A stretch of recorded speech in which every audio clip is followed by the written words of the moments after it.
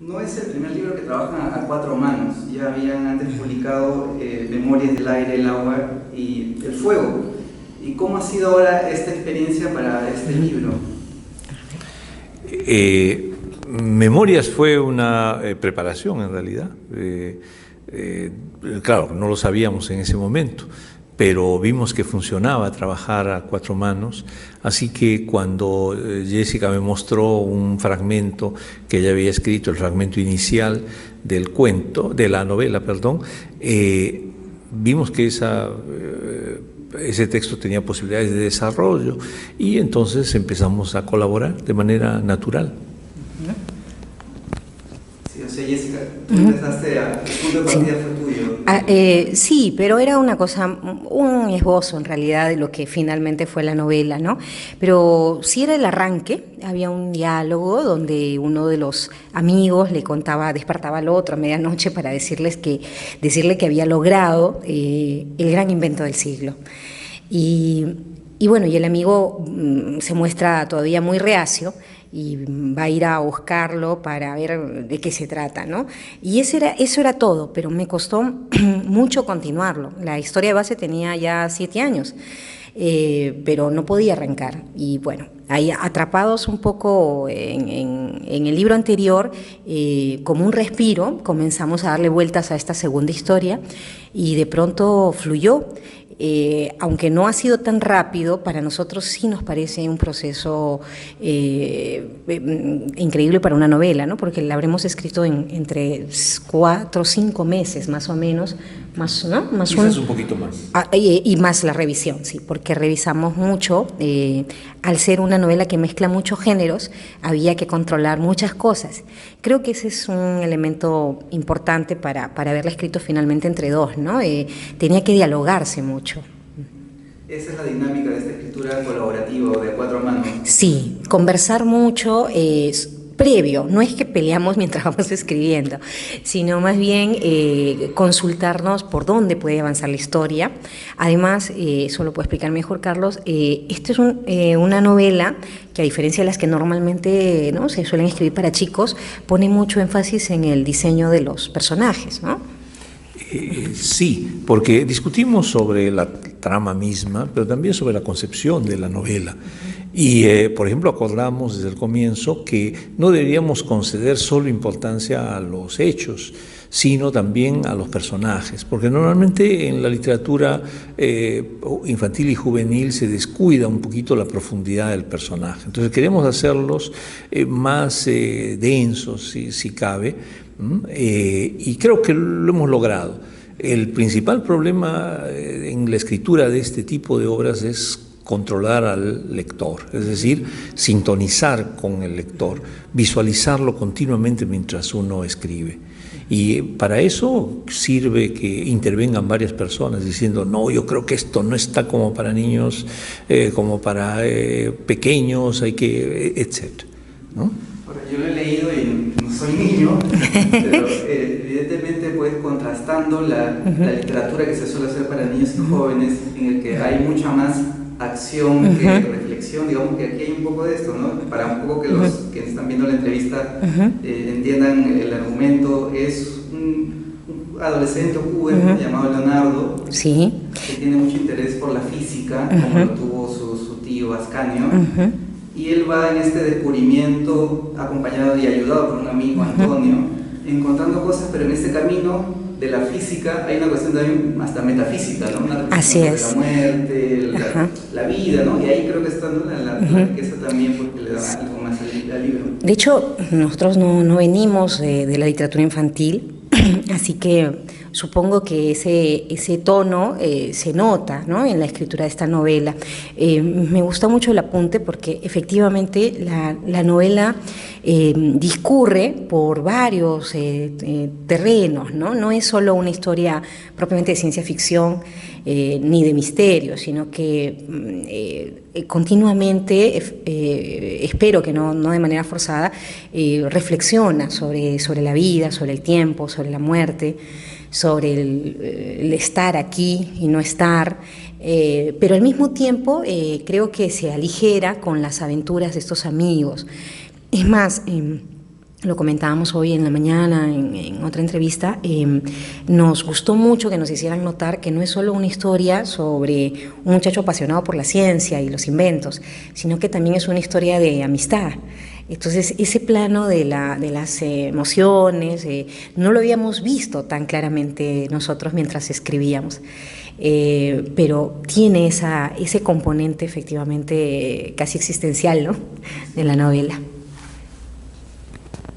Y en los diálogos, quizás a través de los diálogos ustedes también, es una curiosidad, ¿no?, en realidad, al leer el libro, porque como hay mucha narración, reflexión también, es quizás en los diálogos lo que le da mayor agilidad a la historia. Sí, claro, porque en los diálogos ellos traman qué hacer, ¿no? Además hay ahí algunos aspectos humorísticos, no muy acentuados, porque la obra no es una obra humorística, pero contiene ese registro, ¿no? También eso es lo que buscamos, una cierta variedad. Y además, para ser una novela relativamente corta, sin embargo tiene varios personajes, no solo los vivos, sino también el Tino Ascanio, que se constituye en personaje por la evocación que hace su sobrino y los que lo conocieron. O el profesor de física, ¿no?, al que van a recurrir los chicos cuando tengan dificultades para traer de vuelta a Leonardo, desde la zona invisible. Entonces, sí creo que hay varios planos, y para que eso no resienta la trama, pues el diálogo nos ayudó mucho, ¿no?, a hacerla fluir. ¿Y cómo ustedes han ido, entre comillas, calibrando la historia? Hay otros escritores de literatura infantil que dicen, bueno, se las leemos a nuestros hijos, la contamos a los sobrinos, a los chicos, a ver qué les parece, vamos ajustando, como que ese es el termómetro, ¿no? Sí, ¿no? Para nosotros ha sido una experiencia nueva trabajar no solo entre nosotros, sino trabajar con, digamos, un público que nos vaya diciendo qué puede ser verosímil o no para el lector al que nos dirigíamos, ¿no? Tú puedes comentar algo. Claro, y ese público obviamente fueron nuestros hijos, ¿no?, que nos decían, sí, me parece bien esto, ¿no?, esto otro, no sé, medio que no lo entiendo, entonces afinábamos, porque como repito, la literatura que no es para niños se escribe en soledad, y ahí sí es más difícil que uno trabaje entre dos o entre tres. En cambio, en la literatura para niños el público no puede dejar de estar presente en la mente del autor, y para eso mejor también que participe un público real, que en este caso fueron nuestros niños. Sin embargo, no evitamos sentirnos cortos con algunas referencias. Por ejemplo, en esta novela se alude a películas como La Mosca, que evidentemente pues los chicos que van a leer esta novela no la deben haber visto, pero esperamos también que les dé curiosidad por saber sobre películas de este género, ¿no? Además, buenas películas sobre este género. Y es eso, o sea, nos hemos manejado con mucha libertad y creemos que, si bien es una novela dirigida a un público, puede ser leída en realidad por cualquiera. En el caso de la literatura infantil y juvenil, a veces se suele subrayar mucho el mensaje, ¿no?, la moraleja, en fin, ¿no? ¿Qué tan conscientes eran sobre esto al momento, pues, de escribir el libro? Una obra de ficción no puede estar al servicio ni siquiera de una buena idea. Yo creo que la función de la literatura es otra. No es mostrar valores, sino sobre todo inquietar al niño. Y el niño sacará sus propias conclusiones, y el joven también. Igual que hacemos los adultos. A los adultos no nos gusta que nos digan, nos presenten una obra con una moraleja. Y yo creo que a los niños tampoco. Son pequeños adultos los niños en algunos sentidos, en otros son diferentes, pero son capaces de sacar sus propias conclusiones. Así que nosotros no ponemos en primer plano un valor, no es una obra de propaganda. Lo que sí buscamos es que esta obra inquiete en muchos sentidos, ¿no? Que al joven le haga pensar sobre la muerte, por ejemplo, le haga pensar sobre la audacia, sobre la solidaridad entre los amigos, etc. Es decir, que de alguna manera complejice su mundo antes que lo simplifique dándole alguna receta. Ya lo habían mencionado usted, Carlos, hace un momento, ¿no? Cuando uno escribe para adultos lo hace internamente y no puede inmediatamente estar calibrando, ¿no? Pero ¿cuál sería esta diferencia entre escribir para niños y escribir para adultos? Ya. En el plano ya de lo formal, digamos, hay la posibilidad de 2 o 3 o 4 revisiones a cargo de los dos autores. Quiero decir esto, que una vez esbozado en líneas generales el argumento de una escena, la asumíamos para su redacción cualquiera de los dos. Pero esto obviamente no podía pasar si es que no había una revisión por parte del otro autor. En alguna medida para uniformizar el tono e incluso el estilo, y luego la corrección también a 4 manos resulta mejor. Porque ahí sí hay en el aspecto de la corrección sí es posible que en la literatura que no es para jóvenes intervengan otras personas. Yo siempre suelo decir, por ejemplo, las redundancias corren a cargo de los amigos. ¿Por qué? Porque el autor a veces no ve lo evidente, que una palabra se repite en un mismo párrafo 5 veces, por decir, y eso lo ven los que están fuera. Entonces, en nuestro caso, estábamos a la vez dentro y fuera. Entonces, en la corrección formal nos detuvimos bastante, porque lo que yo veía no lo veía ella y al revés, ¿no? Entonces, ahí la colaboración funciona, en el momento de la corrección. Por eso es que, por ejemplo, un buen editor es fundamental para la marcha de una, digamos, para el éxito, para la realización plena de una obra que no es infantil, ¿no? Si hay un buen editor, le hará notar al autor qué partes no están a la altura del resto, le hará notar cosas evidentes que al autor se le pasan, porque tantas veces ha leído. Y un último aspecto que quizás es muy obvio, pero que habría que decir, es que en la novela para adultos, o en general, ¿no?, en la creación para adultos, creo que hay una mayor proyección del artista, del escritor, ¿no? Una mayor proyección personal. Así escriba en tercera persona, así recurre a la narración objetiva, se proyectan más cosas de uno. Aquí hemos evitado eso, aunque a la larga algunos nos hacen notar que hay muchas cosas de nosotros, incluso en los personajes, pero creo que no nos hemos abandonado a ese yo, ¿no?, narrativo. Más bien ha sido un trabajo un poco más objetivo. ¿Y han tenido o tiene alguna referencia o referente en la literatura infantil y juvenil? Creo que las grandes obras, ¿no? Pero no ninguna obra conscientemente para escribir esta. O sea, sí, Alicia en el País de las Maravillas planea de una u otra forma sobre el libro. Creo que está más las obras de Bradbury, ¿no?, más de adultos, ¿no?, y las películas de ciencia ficción, que creo que un libro concreto, ¿no? No, es difícil pensar en un referente, porque la tradición de la literatura infantil y juvenil es muy reciente.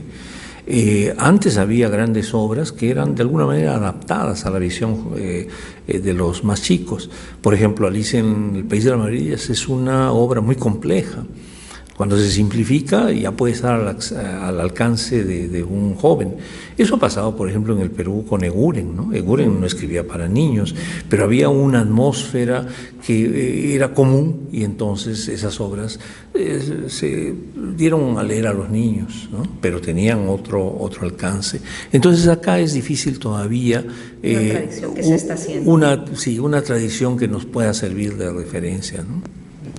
Y ya en función del lector, de los lectores, del lector joven, ¿creen que libros como Harry Potter, ¿no?, de aventuras, hacen de este niño o adolescente un lector más abierto, etcétera? A ver, lo que pasa es que dentro de las sagas que circulan ahora hay de todo un poco, ¿no? O sea, hay sagas muy de fórmula, donde de alguna manera les ofrecen a los lectores un lugar cómodo donde discurrir, y por lo tanto no hay mucho reto ni a la ni al horizonte, digamos, cultural de los chicos, ni en lo personal tampoco. Pero no por eso todas estas sagas son descartables, ¿no? Al contrario. Creo, por ejemplo, que en un par de ellas, la de Harry Potter y la del Señor de los Anillos, hay muchísimos elementos para rescatar, ¿no? O sea, la fantasía, por ejemplo, con la que discurren es muy interesante y además narrativamente no es fácil tampoco de sostener. Las referencias que van construyendo, los símbolos, sobre todo en El Señor de los Anillos, pues también, ¿no? Las hacen propuestas muy, muy interesantes para los jóvenes. Pero sí creo que su valor no radica en la cantidad de páginas, como a veces muchos adultos que compran estas historias para sus niños consideran, ¿no? Creen que porque son extensos, ya los chicos están siendo retados por estas narraciones, ¿no? Pero sí creo que tienen muchos méritos, ¿no? Más estas que las llamadas juveniles, ¿no? Como Crepúsculo u otras más. Uh-huh. Sin embargo, yo creo que el hecho de que un texto pueda crear, aunque sea un universo imaginario simple, ya es un gran avance. Que el joven se acostumbre a encontrar realidad verosímil o inverosímil en una sucesión de palabras, ya hace que él descubra un poder que normalmente pasa desapercibido, que es el poder de la imaginación, de la palabra misma. Y entonces, de alguna manera, contribuye a crear lectores. Dependerá también ya de sus circunstancias si da el salto a literatura de mayor calidad, ¿no? Porque la lectura es un fenómeno complejo en el que interviene no solo el que se enfrenta al texto, sino también por decir, un ámbito cultural que lo va direccionando. Dependerá, por ejemplo, de qué hayan leído en el hogar sus padres, sus familiares en general, para que el niño o el joven se encamine hacia la buena o regular literatura. ¿Y este premio los ha motivado a seguir trabajando este tipo de libros, o acaso ya tienen algún proyecto ya en marcha? Bueno, antes de que se fallara incluso el premio, comenzamos ya a escribir otras cosas, pero más bien por separado. Entonces hemos desarrollado un par de narraciones. La de Carlos se acaba de publicar, se llama La abuela que tejía el aire, y es también un cuento que, aunque no nació para niños, finalmente ha sido editado como para ellos, porque creo que es un cuento que puede hablarles también a ese público.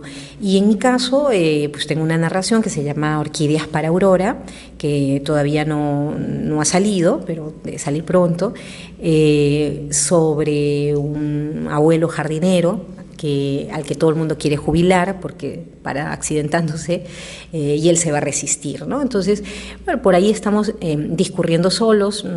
La verdad no tenemos claro si vamos a embarcarnos en una nueva novela juntos, además, ¿no? Ya el tiempo en realidad lo dirá, ¿no? Hay un par de historias ahí que nos están rondando, pero en realidad todavía no sabemos si las vamos a realizar juntos. Ustedes, bueno, son docentes universitarios, investigadores también, ¿no? Carlos Garayal ha investigado sobre Gabriel Vargas Llosa, ha dado muchos talleres, seminarios. ¿Cómo afrontan o enfrentan la escritura?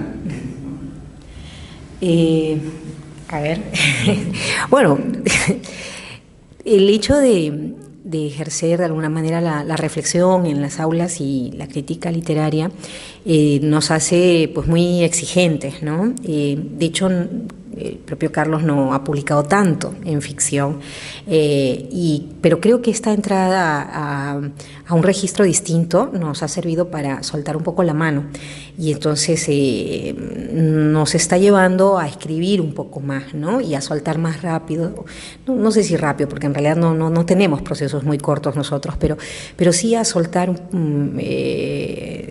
sin tanto demora nuestros textos, ¿no?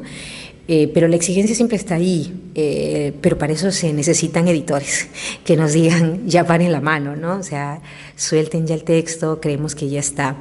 Es lo que te podría señalar, ¿no? No sé si es difícil ser críticos de nuestra propia obra, pero sí tratamos de entregar cosas que nos gustaría también leer. Sí, yo estoy con una novela en proceso muy avanzada, una novela para adultos, digamos, y esto de alguna manera llena esos vacíos que siempre se producen en la creación. Es decir, no interfiere con lo que, digamos, la línea principal que estoy trabajando, sino más bien es como una especie de descanso. Pero volviendo a la pregunta inicial, todavía no tenemos proyectos claros, salvo el de aumentar el número de textos de nuestro primer libro de mitos y leyendas del Perú, ¿no? Porque ahí hay un campo obviamente mucho más extenso y entonces vamos a ir aumentando textos, ¿no? Hay una reedición que se está preparando. Con, digamos, no mucho apuro tampoco, ¿no?